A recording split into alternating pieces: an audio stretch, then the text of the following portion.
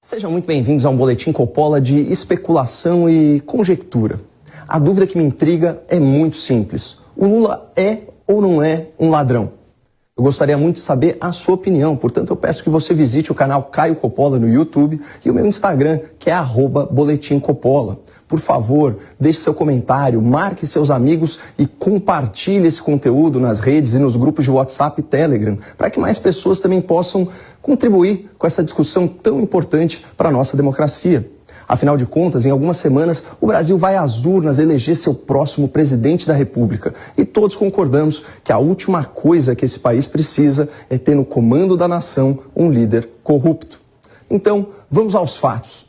Apesar de já ter sido condenado e preso por corrupção e lavagem de dinheiro, até hoje Lula da Silva alega que é inocente, que nunca cometeu esses crimes.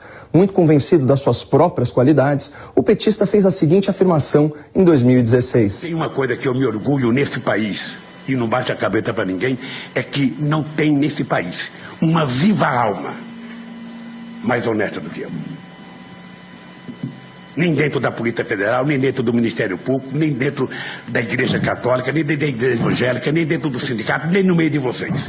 Pode ter igual, mas eu duvido. Mesmo se autodeclarando um símbolo da honestidade, um modelo de caráter, Lula foi julgado e condenado por 10 juízes, desembargadores e ministros em 3 instâncias diferentes da Justiça e passou 580 dias hospedado na Polícia Federal de Curitiba.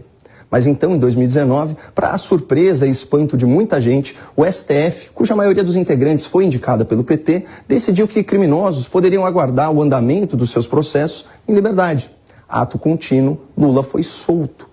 Pouco tempo depois, esse mesmo STF anulou as ações penais contra Lula da Silva por questões processuais. E por ele ser um senhor de idade, com mais de 75 anos, alguns crimes investigados prescreveram. Ou seja, o Estado perdeu o seu direito de punir em razão da passagem do tempo. Mas a gente sabe que nada disso tem o poder de apagar o passado. Daí a pergunta que não quer calar. O Lula é ladrão? Claro que, se nós ouvirmos apenas a opinião de desafetos e de adversários, a resposta pode ser um pouco enviesada. Por isso, eu só vou trazer para vocês o relato de pessoas muito próximas ao Lula e de atuais aliados do petista. Começando pelo Ciro Gomes, um expoente da esquerda brasileira, que já foi inclusive ministro de Lula. Segundo a orientação unânime do seu partido, Ciro declarou apoio a Lula no segundo turno. Mas vejam o que ele dizia na sua pré-campanha em julho. A estrutura judiciária brasileira é extremamente permeável a um bom advogado, com grana por trás, etc, etc. E daí, é o que deu. Agora o Lula apodrece onde ele bota a mão. O Lula destruiu o PCdoB. Mas ele é corrupto ou não é corrupto? Não, rapaz, se você me perguntar se ele é corrupto, eu acho que ele é corrupto. Eu sei que ele é corrupto. Eu apenas quero indicar que ele, para além de ser corrupto, é um grande corruptor. É só isso, uma coisa não contradiz a outra, não. Contraditório mesmo é declarar apoio a um encantador de serpentes que você diz saber que é corrupto e que vai apodrecer o Brasil. Mas enfim, outra ex-presidenciável que anunciou voto em Lula no segundo turno foi a senadora Simone Tebet. O Lula não tem a capacidade de fazer o meia-culpa, né, como grande orquestrador do até então maior escândalo da história da República, que foi o Petrolão. Não vamos aqui dourar a pílula. Nós estamos falando de um governo que primeiro usou o mensalão como mesada para comprar o Congresso Nacional, depois, numa reeleição para se manter no poder, um Petrolão dividindo com partidos políticos. É verdade essa culpa. Eu faço esse reconhecimento. O governo do PT não faz, até hoje nega que houve esse escândalo. Mas agora Simone Tebet justifica seu apoio a Lula no segundo turno, dizendo que ele tem, aspas, compromisso com a democracia e com a Constituição. É uma mudança da água para a cachaça. Primeiro ela acusa Lula de comandar um esquema bilionário de corrupção para se perpetuar no poder e denuncia que o PT subornou o Congresso para governar. Mas aí depois ela chama tudo isso de democracia e enaltece o respeito de Lula à lei e à Constituição. Eu estou completamente perdido aqui. Em qual Simone Tebet a gente deve acreditar? A Simone das 11h59 ou a Simone da meia-noite? Ou será que a gente deve mesmo acreditar no testemunho convicto da sua candidata a vice? A senadora Mara Gabrilli, candidata a vice-presidente na chapa com Simone Tebet, acusou Lula de ter pagado 12 milhões de reais para não ser apontado como mentor do assassinato do ex-prefeito de Santo André, Celso Daniel. Segundo a parlamentar, o petista foi chantageado pelo empresário Ronan Maria Pinto, do ramo de transporte público do ABC Paulista. Ronan Maria Pinto, se ele não fosse pago, ele ia entregar o Lula como mentor do assassinato do Celso Daniel. Esse é o teor da chantagem. E o Lula pagou. Como é que alguém que não tem nenhum envolvimento pagaria? Olha, na boa, esse assunto é muito pesado e eu não quero fugir do tema. A discussão aqui é se o Lula é ladrão, não se ele é mentor de um assassinato. Me perdoem a digressão e vamos voltar para a pauta, resgatando a opinião de um outro candidato a vice, o vice do Lula, Geraldo Alckmin, o tucano das penas recém-avermelhadas. Olha, eu acho que o Lula é o PT, né? O Lula é o retrato do PT. Partido envolvido em corrupção, sem compromisso, né, com as questões de natureza ética, sem limites. É muito triste, né, o que nós estamos vendo. Triste seria ter uma pessoa dessas na presidência da República, imagina? Um corrupto sem ética nem limites. Deus nos livre. Mas o que será que o Alckmin pensava sobre os planos políticos do Lula antes de ter sido convidado para o esquema? Depois de ter quebrado o Brasil, Lula diz que quer voltar ao poder. Ou seja, meus amigos, ele quer voltar à cena do crime. Não, peraí. Se o Lula quebrou e saqueou o Brasil, por que o Geraldo iria se juntar a ele agora? Só para chegar ao poder? É tudo muito confuso. Ainda bem que nós temos o Poder Judiciário e a imprensa livre para fiscalizar a atividade política. Recentemente, William Bonner, âncora do Jornal Nacional, afirmou que Lula não deve mais nada à justiça. Já o ministro Gilmar Mendes, do STF, elogiou a defesa de Lula no tribunal e chorou ao prestar uma homenagem ao principal advogado do petista. Mas o engraçado é que essa mesma emissora e esse mesmo magistrado tinham um discurso muito diferente há pouco tempo. O ministro Gilmar Mendes, do Supremo Tribunal Federal, voltou a criticar o Partido dos Trabalhadores. O ministro disse que a Operação Lava Jato interrompeu o que ele chamou de plano perfeito para o PT se eternizar no poder.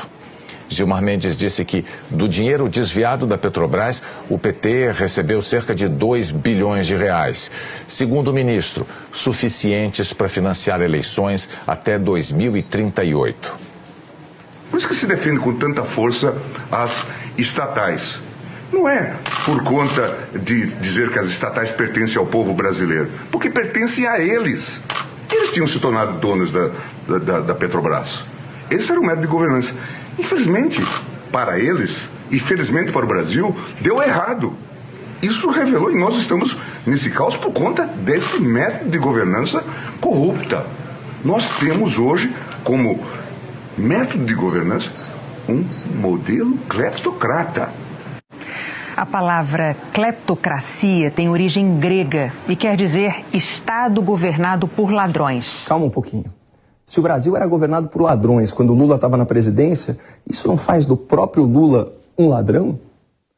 Fica como questão aberta ao debate. Mas saindo um pouco dessas falas comprometedoras dos atuais aliados de Lula na política, na imprensa, nos tribunais, é impossível ignorar o conteúdo incriminador das delações premiadas, especialmente os depoimentos à polícia do ex-ministro petista Antônio Palocci, que era braço direito e amigo do Lula. O presidente Lula também começou só olhando campanha.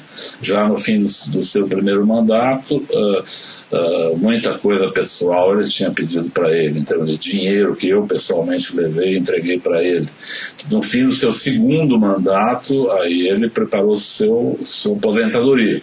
Recebeu 300 milhões da Odebrecht numa conta corrente de disponibilidade, recebeu seu sítio, que foi feito, combinado para seu uso, o apartamento. Segundo Palocci, que foi ministro da Fazenda no primeiro governo Lula e ministro da Casa Civil no primeiro governo Dilma, o PT atuava exatamente como descreveu o ministro Gilmar Mendes ao Jornal Nacional, loteando estatais e órgãos do governo com a finalidade de desviar verbas públicas. Segundo o ex-ministro petista, a corrupção era generalizada, mas havia exceções. Ele mesmo alertou Lula sobre os riscos de corromper o Banco Central. O presidente Lula que roubar ali era um perigo, porque desestabilizava a moeda brasileira, não apenas uma atividade setorial. E ele acabou concordando. Fora isso, todos os órgãos, o Correios, os órgãos do setor elétrico, os bancos estatais, todos foram ocupados mais ou menos nesse modelo de distribuição de cargos para financiar os partidos políticos da base do governo. É um testemunho gravíssimo, especialmente se nós considerarmos que o ministro Palocci era quem comandava a economia brasileira no governo Lula. Mas ainda cabe o benefício da dúvida. Será que Palocci mentiu nos seus depoimentos? Será que toda a imprensa, sem exceção, enganou a sociedade brasileira sobre o mensalão e o petrolão? Será que a Polícia Federal inventou crimes que nunca existiram? Será que os acusados devolveram bilhões e bilhões de reais do seu próprio bolso? Será que a Justiça condenou Lula sem provas em 3 instâncias com 10 juízes diferentes? No dia 30 de outubro, milhões de pessoas votarão em Lula da Silva. Será que estarão votando na viva alma mais honesta do país, um homem inocente, injustiçado? Ou será que estarão levando um corrupto de volta à cena do crime? Eu gostaria de saber a sua opinião nos comentários desse Boletim Coppola no nosso canal no YouTube e nas nossas redes sociais. Afinal de contas, para você, o Lula é ladrão? Não deixe de compartilhar para a gente conhecer o que as pessoas pensam a respeito. Muito obrigado, não percam a esperança no Brasil e fiquem com Deus.